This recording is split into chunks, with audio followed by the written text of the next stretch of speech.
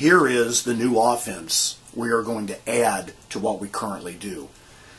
It starts out with a standard 1-2-2, with the 1 being a point guard, the 2s being wings, and the 3s being forwards.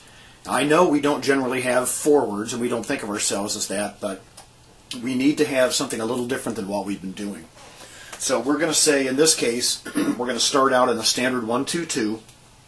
When the point guard crosses the free throw line, that's the trigger for both of the 3s to pop up and hit the elbows.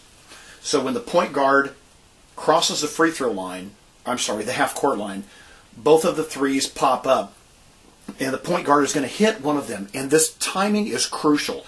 The 3s, when they pop up to the elbow, they need to receive that ball right as they come to a stop. If they get there early, then the defense will catch up. If they come up too late and the point guard is waiting on them, then the point guard is going to have more pressure on him than necessary. So this timing is critical. So let's say that the point guard decides to throw to the left side. So I'm going to put the ball over here.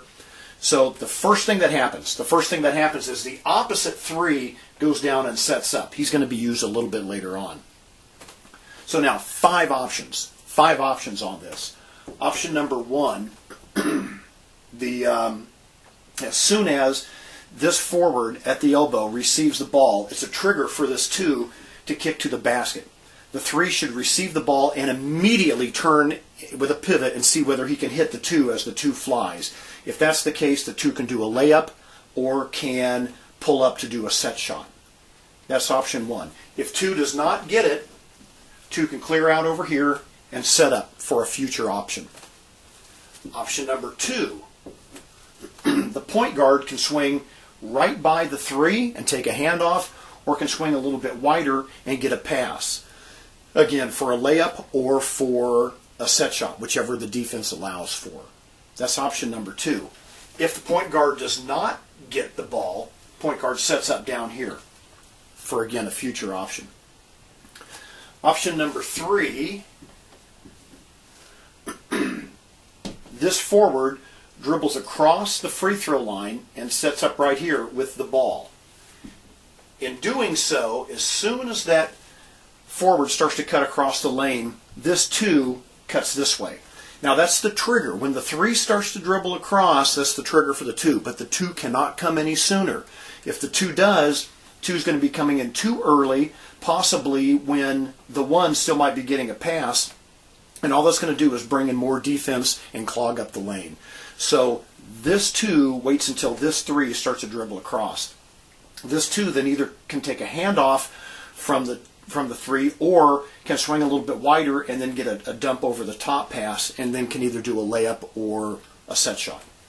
That's option 3. If 2 does not get it, then 2 comes into the middle of the lane and sets up, because the play is almost over. This whole thing is going to take about 3 or 4 seconds to materialize. Option 4,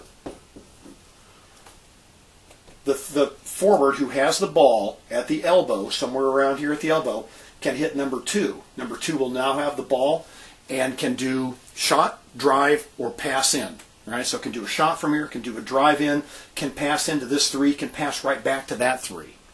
That's option 4.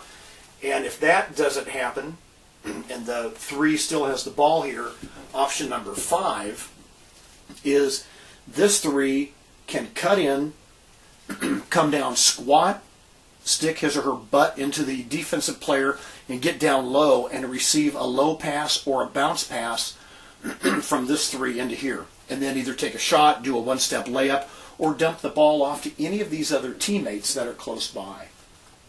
Those are the 5 options. I don't have a name for it yet, but we're going to work on this tomorrow at 3:15 before the cross game.